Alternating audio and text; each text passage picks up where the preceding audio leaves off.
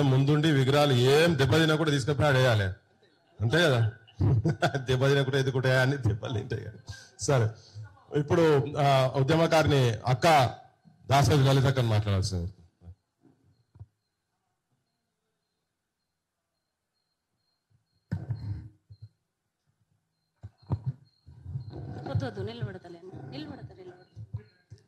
జై తెలంగాణ, జై తెలంగాణ. ఈ నినాదం శ్రీకాంతాచారి అమరుడు కావడానికి కారణమైంది. వద్దులేనా,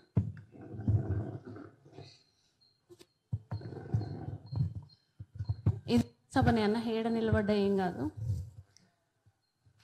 అయితే నిన్న బీసీ నినాదం కోసం సాయీశ్వరాచారి అమరుడు కావడం జరిగింది.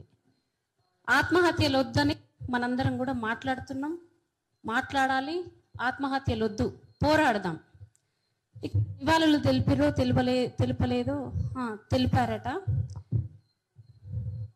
తెలంగాణ నినాదంలో అందరు కలిసి వచ్చిర్రు, రెడ్లు, రావులు, కమ్మలు అందరు కలిసి వచ్చిర్రు.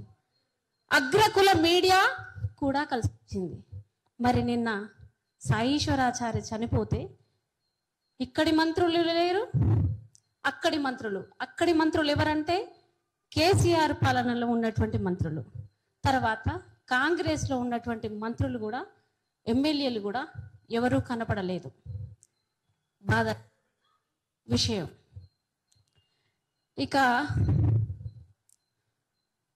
కడుపు చించుకుంటే కాళ్ళ మీద పడేంత గోస తెలంగాణకే ఉంది. ఎందుకో మనకు ఉద్యమమే అలవాటైనట్టుంది. పాశం యాదగిరి అన్న నిరంతరం మాట్లాడుతూ ఉన్నాడు, చరిత్ర పృథ్వీరాజ్ అన్న చెప్తూ. మైక్ ఏమన్నా ప్రాబ్లం ఉందన్న?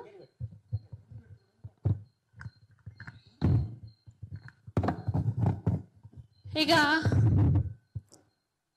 సామాన్య జనంలో నుంచి మాట్లాడితే, సబ్బండ శక్తులుగా మాట్లాడితే మాకు బాలసుబ్రహ్మణ్యం అవసరం లేదు. మా చెలకల కాడ, చేండ్ల కాడ, కొలుముల కాడ, సమస్త వృత్తి వాకిళ్లలో మా పాటలు మాకున్నాయి. జాంబవ పురాణం, చెన్నుడి పురాణం, వృత్తి కుల పురాణాల పాటలు ఉన్నాయి మాకు. అందులో చిందు ఎల్లమ్మ ఉంది కదా, చిందు ఎల్లమ్మ ప్రపంచ దేశాలు గుర్తించినాయి, కానీ రవీంద్ర భారతి గుర్తించలేకపోతుంది. రవీంద్ర భారతికి ఎవరి అండర్లో ఉంది? రవీంద్ర భారతిలో పొద్దున్నేస్తే ఎవరి కార్యక్రమాలు జరుగుతున్నాయి? ఎవరి వారసుల కార్యక్రమాలు జరుగుతున్నాయి? త్యాగరాయ గాన సభలో ఎవరి కార్యక్రమాలు జరుగుతున్నాయి? చెప్పాలి. కాళోజీ వారసులు చెప్పాలి, మల్లోజుల వారసులు చెప్పాలి, రెడ్డి రావుల, ఆఖరికి కేసీఆర్ వారసులు కూడా చెప్పాల్సినటువంటి అవసరం ఉంది. ఇంకా ఇవాళ తేట తెల్లమైనటువంటి విషయం ఏంటంటే, సబ్బండ ప్రజలు పోరాటాలకే పనికొస్తారు, సినిమా ఇండస్ట్రీకి పనికిరారు, చేతి వృత్తుల కళలకు సంబంధించిన యూనివర్సిటీలకు పనికిరారు. అంటే స్కిల్ డెవలప్మెంట్స్. పొద్దున లేస్తే ఎన్ని కార్పొరేట్ శక్తులు హైదరాబాద్ లో నెలకొన్నాయో మనందరికీ తెలుసు. ఐక్య ఫర్నిచర్ మొదలుకొని. నిన్న సాయీశ్వరాచార్య ఎందుకు చచ్చిపోయిండు అంటే, పని లేక, బంగారం వృత్తి కోల్పోయి నిన్న కారు డ్రైవర్ గా మారితే ఆ 10-12 వేల రూపాయలు ఇంటి కిరాయికి ఎట్లా సరిపోతాయి? 3 పిల్లలు ఎట్లా బతికించుకుంటాడు? వైద్యం ఏమిటి? యువత ఏమైపోతున్న వైపు ఆలోచనలు చేయకపోవడం. ఇక 3 రకాలుగా విగ్రహాలను మనం పరిగణించవచ్చు. ఒకటి, మా రోజు వీరన్న పాట పాడుతూ మాట చెప్పిండు. ఆయన కంటే ముందు సంగం రెడ్డి, ముచ్చర్ల సత్యనారాయణ సారు కూడా చెప్పిండు, పక్కా తెలంగాణ వాదులు వీళ్ళు. అదే తోవలో బెల్లి లలితక్క కూడా. ఆ బెల్లి లలితక్క పాట చూసే కదా పాలకులకు భయం పుట్టింది చంద్రబాబు నాయుడికి. ఆ పాట ఆమె విగ్రహం రవీంద్ర భారతిలో నెలకొల్పవలసిన ఆవశ్యకత ఉంది కదా. పాలక వర్గాల గుండెలు దడదడ అంటాయి ఆమె పేరు చెప్తే. ఇక ఈ ముగ్గురు తర్వాత జానపద కళలకు సంబంధించి ఇప్పుడు మనం మాట్లాడుకున్నట్టు చిందు కళాకారిణి అయినటువంటి చిందు ఎల్లమ్మకు నా మొదటి ఓటు. ఆ తర్వాత ఇక ఇక్కడ పేర్కొన్న అటువంటి చుక్క సత్తయ్య గారిది, మిద్దె రాములు, ఇంకా అనేక మంది విగ్రహాలు కూడా నెలకొల్పవలసినటువంటి ఆవశ్యకత ఉంది. ఇక మన ప్రాంతంలో మనం ఎవరినైనా అనుకొని మాట్లాడుకొని మన నెలకొల్పడంలో మన అభిలాషలు వేరు. కానీ ఆంధ్ర పెత్తందారుల యొక్క విగ్రహాలు, ఇవాళ బాలసుబ్రహ్మణ్యం, రేపు సుశీల, శుభలేఖ సుధాకర్ భార్య, బాలసుబ్రహ్మణ్యం చెల్లెలు శైలజ, వీళ్ళందరూ మోపైతారు కదా మన తెలంగాణలో. మరి నక్కండాలమ్మ పాట పాశం యాదగిరి అన్నకు బాగా తెలిసి ఉంటుంది. అమ్మ దేవకీ దేవమ్మ కూడా ఈ పాట గురించి తెలిసి ఉంటుంది.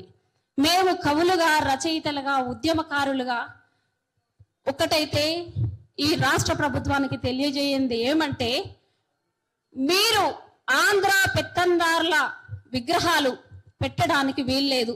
రోషయ్య విగ్రహం తొలగించవలసిందే, తొలగించాలి. మన వేదిక ఒకటి ఆ రోజు పాశం యాదగిరి అన్న, సుంకిరెడ్డి అన్న, తర్వాత తదితర స్కై అన్న, ఇంకా కొంతమంది దాసోజు కృష్ణమాచారి ఆ రోజు ఉన్నారు, బైరాగన్న కూడా ఉన్నాడు. ఆ రోజు మేము ఎందుకో ఇంత బలంగా పిలుపునియలేకపోయినాం. కానీ ప్రేమరాజ్ అన్న కూడా ఉన్నాడు. కానీ 1 వెయ్యి 2 వెయ్యి ఏకు మేకైనట్టు బాలసుబ్రహ్మణ్యం విగ్రహం కూడా పెడతామని మాట్లాడుతున్న దాన్ని మేము ఖండిస్తున్నాం. మీరు ఆవిష్కరించడానికి వీల్లేదు. మీరు నెలకొల్పితే కదా, నెలకొల్పితే మాత్రం కూలగొడతాం. తప్పకుండా కూలగొట్టవలసినటువంటి ఆవశ్యకత ఉంది. దాంతో పాటు ఇవాళ రకరకాల పరిస్థితులు తెలంగాణలో ఉన్నాయి. ఈడబ్ల్యూఎస్ సమస్య ఒకటి, 9వ షెడ్యూల్లో బీసీలను చేర్చాలి అని చెప్పి మాట్లాడుతున్న సందర్భం, కామారెడ్డి డిక్లరేషన్ ని కూడా పక్కకు పెట్టినటువంటి సందర్భం, స్థానిక సంస్థల విషయాలలో కూడా మాకు అన్యాయం జరుగుతుంది. రెడ్ల బల్బ్ ఎట్లా ఉంది అంటే సర్పంచులను ఉచ్చదాగిపిస్తున్నారు, ఓవైపు విగ్రహాలు అంటున్నారు, మాకు రకరకాల పనులు కల్పిస్తున్నారు, మేము పోరాడుతూనే ఉంటామని అనుకుంటున్నారు. కానీ మీ రెడ్లు, రావులు, బ్రాహ్మణులు ఇవాళ నాకు ఒక ముచ్చట స్పష్టంగా ఇక్కడ తెలుసుకోవాల్సిన విషయం ఏంటి అంటే, దేశపతి శ్రీనన్న, కొంత దిలీపు, రమణాచార్యులు ఎందుకు మాట్లాడతలేరు? వీళ్ళు తెలంగాణ వాదులు కదా, వీళ్ళు ఎందుకు మాట్లాడతలేరు? బాలసుబ్రహ్మణ్యం విగ్రహం వద్దని మాట్లాడవలసినటువంటి అవసరం ఉంది కదా. నిరంతరం మనమేనా పోరాడితే ఏముంది? బానిస సంఖ్యలు ఎట్లా, సంఖ్యలు ఎప్పుడు వేడుతాయి, ఏ సందర్భంలో వేడుతాయి? ఇట్లాంటి సమస్యలకు ప్రత్యామ్నాయం ఏమన్నా ఉంది అని అంటే, రేపు 15వ తారీఖు నాడు విగ్రహం నెలకొల్పితే తప్పకుండా ఆ విగ్రహాన్ని కూల్చి తీరుతాం. మొట్టమొదలు అడ్డుకుంటాం, తర్వాత కూల్చే తీరుతాం. ఇంకొక రేవంత్ రెడ్డి ఫుట్బాల్ ఆడుతున్నాడు, విజన్ అట, ఏదో అక్కడక్కడక్కడక్కడ కనపడ్డాయి. మేము ఏమనుకున్నామంటే, 10 ఏళ్లుగా సామాజిక న్యాయం జరగలేదు, 10 ఏళ్ల తర్వాత అయినా సామాజిక న్యాయం జరుగుతుంది అని అంటే, సామాజిక న్యాయాన్ని నిర్మించకుండా ఫుట్బాల్ ఆడుతున్నాడు. నా కాడ 9th షెడ్యూల్ కనపడ్డదా బాల్ మీద, నా దృష్టి అట్లా అనిపించింది. ఇది ఎంత అన్యాయమైనటువంటి సందర్భం. అందాల ప్రపంచంలో ఒకవైపు ఇక్కడ మనం ఇబ్బందులకు గురైతుంటే, మహిళలను అందాల పోటీ ఇక్కడ నిర్వహించిండు కోటాను కోట్ల రూపాయలు పెట్టి. కేసీఆర్ ఏమో ఇక్కడ భిక్షగాళ్ళు లేకుండా, అంటే చాలా మంది భిక్షగాళ్ళు ఉన్నారు.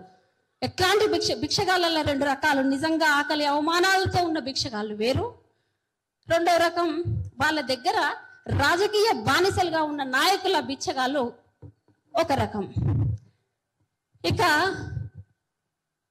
అన్ని ఇంతకుముందు మాట్లాడినట్టు 1,00,000 నాగళ్లను పెట్టి రామోజీ ఫిలిం సిటీని దున్నుతా అన్నాడు. దున్నిండా? ఎన్ని చెరువులు ఉన్నాయి అక్కడ, ఎంత భూమి ఉంది అక్కడ. మన ప్రజలకు జాతీయం చేయాలి, లేకపోతే ఆ భూమిని చేతి వృత్తుల యూనివర్సిటీలు స్థాపించాలని నా డిమాండ్గా కూడా మాట్లాడుతున్నా. ఇక నిన్న తెలంగాణ శ్యామ్ తమ్ముడు అనేక విషయాలు, ఈ బాలసుబ్రహ్మణ్యం విగ్రహం వద్దని ఒకటి, తర్వాత సినిమా సంస్కృతి మీద, తర్వాత మార్వడీల మీద అక్కడక్కడ మాట్లాడుతున్నప్పుడు అతని మీద వస్తున్న ట్రోల్స్ను మనందరం దయచేసి ఖండించాల్సినటువంటి అవసరం ఉంది. కాపాడుకోవాలి. రెడ్లను రావులను కాపాడుకోవాల్సిన అవసరం లేదు. ఎందుకనంటే కాలనీలో ఉన్నటువంటి ప్రెసిడెంట్ రెడ్లే ఉంటారు 90%. ఆ రెడ్డి నుంచి మొదలుకుంటే సెక్రటరేట్ లేకపోతే ఢిల్లీ దాకా ఉన్నటువంటి రెడ్లను కాపాడుకుంటారు, రావులను కాపాడుకుంటారు, వెల్మను కాపాడుకుంటారు. అది అగ్ర కులాల ఇజం అది. కానీ మనలో ఉన్నటువంటి మన వాదులను కాపాడుకోవాల్సిన పృథ్వీరాజన్నతో పాటు ఏ నిర్ణయం తీసుకున్నా అన్నతో కలిసి పనిచేయడానికి మేము సిద్ధంగానే ఉన్నాం. జై సబ్బండ శక్తి. జై తెలంగాణ. అక్క కలిసి కొట్లాడుతుందుకే మీటింగ్ పెట్టినాం. రౌండ్ టేబుల్ తర్వాత